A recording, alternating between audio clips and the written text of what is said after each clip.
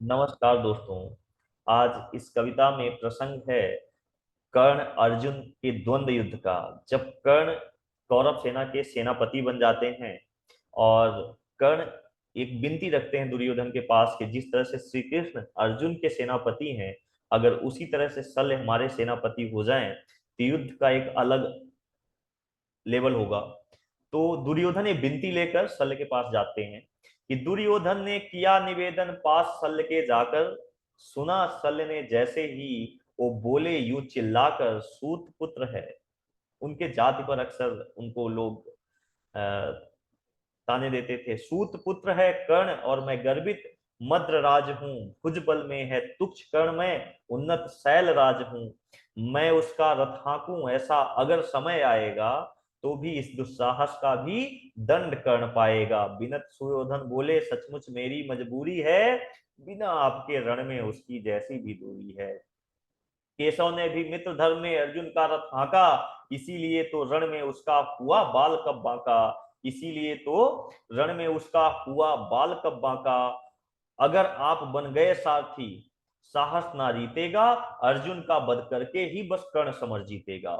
अनुनय और विनय के आगे सदा आरती हट है, स्वीकृतियां बन गई सहज ही नाना की जो रट है। शल्य कर्ण के बने सारथी जो खुद महारथी थे, रणभेरी बज गई युद्ध की शस्त्रों सहित रथी थे।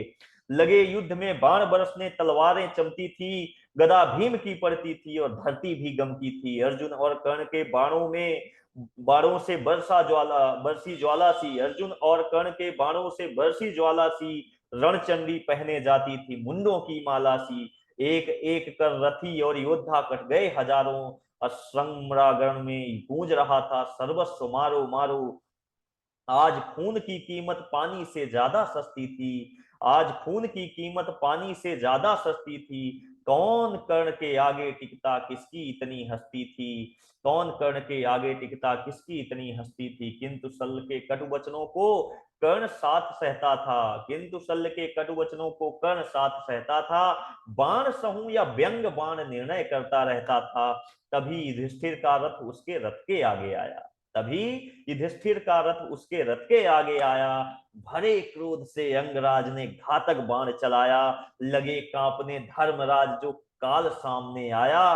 भागे शस्त्र छोड़ रणथल से ऐसा जी घबराया, लेकिन रश्मरथी ने उनको पीछे से जा पकड़ा। धर्मराज को लगा मृत्यु ने आज उन्हें आ जकड़ा। बोले शल्य युधिष्ठिर का किंचित अपमान न करना, किया अगर अपमान समझ लो तुम्हें पड़ेगा मरना।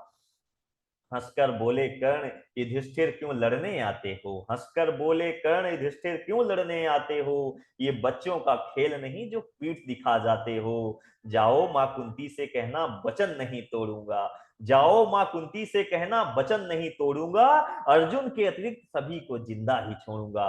ये कुंती को, मां कुंती को उन्होंने एक वचन दिया था कि मां आपके 5 पुत्र जिंदा रहेंगे, मैं रहूं या न रहूं। तो लज्जित धर्मराज रणथल से सात नकुल के भागे, लज्जित धर्मराज रणथल से सात नकुल के भागे, और सल ले आए रथ को अर्जुन के आगे।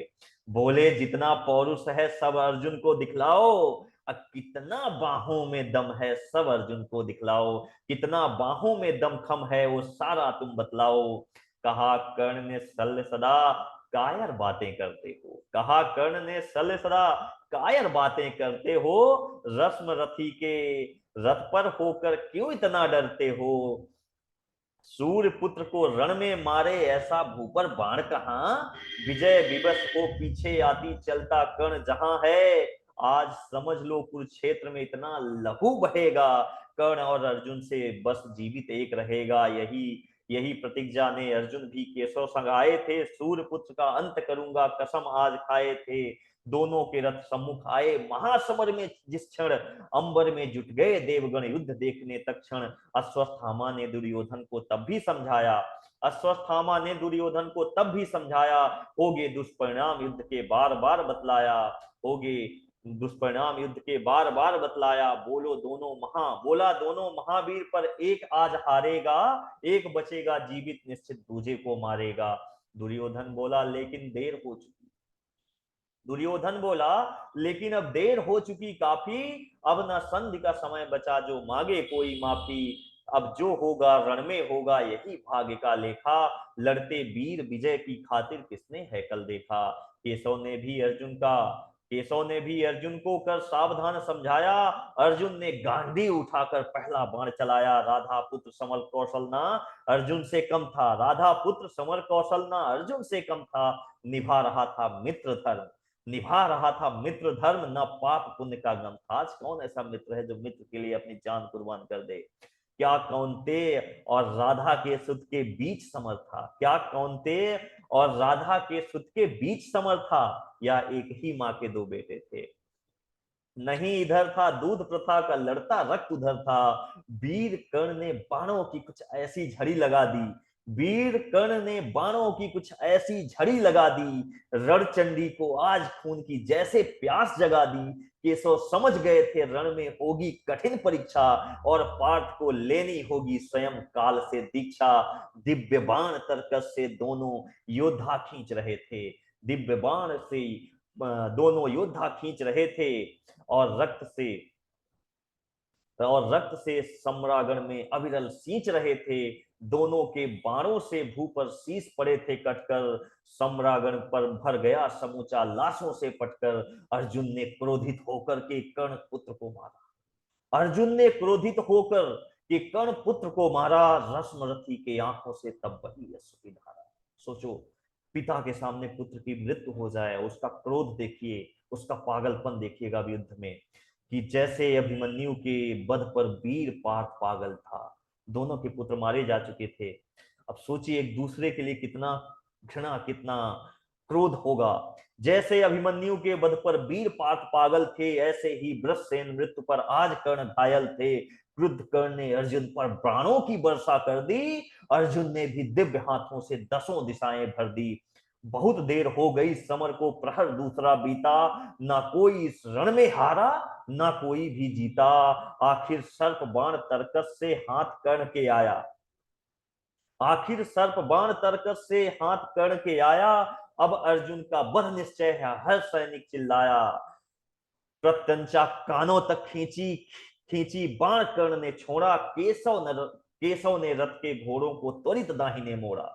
प्रत्यंचा कानों तक खींची बाण कर्ण ने छोड़ा, केशव ने रथ के घोड़ों को त्वरित दाहिने मोड़ा। घुटनों तक झुक गए अश्व, बस बाण कंठ तक आया, किंतु लगा वह दिव्य मुकुट में प्रभु की थी सब माया। प्राण बचे अर्जुन घबराए पर केशव मुस्काए, प्राण बचे अर्जुन घबराए पर केशव मुस्काए।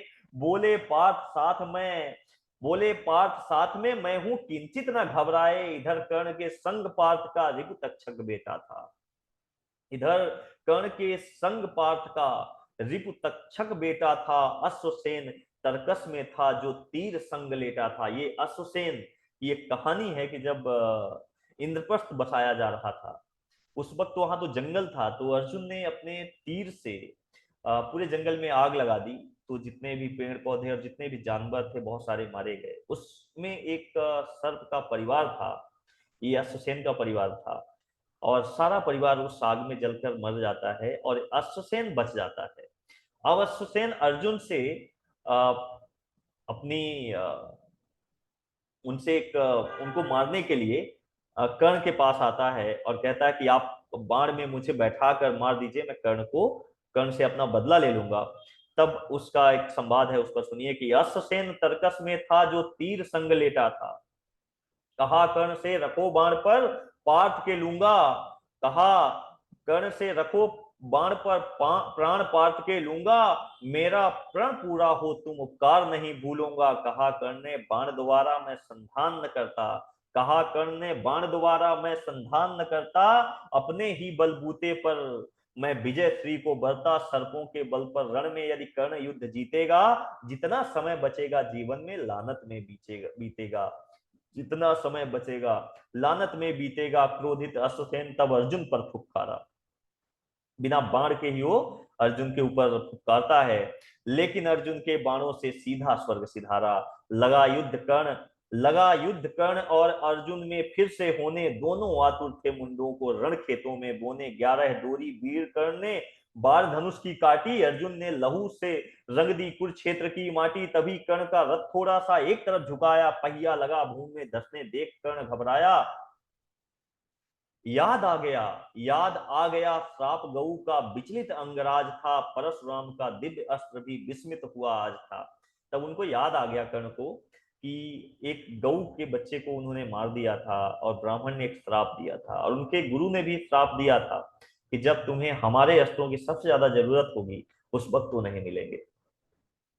फिर भी कोशिश करी कर्ण ने, रथ का पहिया निकले, लेकिन पृथ्वी रण का पहिया जाती थी जो निकले। विवश कर्ण ने धनुष रखा, फिर रथ के नीचे उतरा, शस्त्रहीन वो विरत खड़ा था, ले प्राणों का खतरा। अर्जुन धर्मयुद्ध है, अर्जुन को बोले अर्जुन धर्मयुद्ध है, ये मैं पहिया बाहर कर लूं, फिर ठानूंगा युद्ध, भले ही जीऊं चाहे मर लूं। अर्जुन कुछ कहते इससे पहले ही केशव बोले, अर्जुन कुछ कहते इससे पहले ही केशव बोले, कर्ण धर्म की बातें पहले दिल के भीतर तोले। कर्ण धर्म की बातें पहले दिल के भीतर तोले, कहां गया था धर्म तुम्हारा जब अभिमन्यु मारा। शकुनी के पासों से हमने राजद्वेष में हारा, द्रौपदी अकेली रही चीखते लाज तुम्हें ना आई। बाल भीम को जहर खिलाया ये थी क्या चतुराई, आज मृत्यु सिर पर नाची तो याद धर्म करते हो। शस्त्र उठाओ युद्ध करो या अगले पल मरते हो। कहा पार्थ तुम शंका छोड़ो, व्यर्थ न संशय पालो, पाप पुण्य सब मैं देखूंगा, बध इसका कर डालो। कहा कर्ण ने पाप पुण्य का निर्णय वक्त करेगा, कहा कर्ण ने पाप पुण्य का निर्णय वक्त करेगा, पर जो यम से डरता है जो पल पल सदा मरेगा। होकर विवश कर्ण ने अपना धनुष उठाया कर में, और भरी सब दिव्य शक्तियां एक एक कर में। कर्ण धरा पर खड़ा हुआ अंबर सा मस्तक लेकर, कर्ण मस्तक लेकर दुर्योधन को विजय दिलानी थी जीवन भी देकर। कितनी जितनी ताकत थी अर्जुन में सभी समेटी कर में, द्रुपदा का अपमान मान सम्मान भरे सक्षण में, याद किया लाक्षागृह को शकुनी के पासों को, अज्ञात बास में साल कटे जो दिवस और मासों को।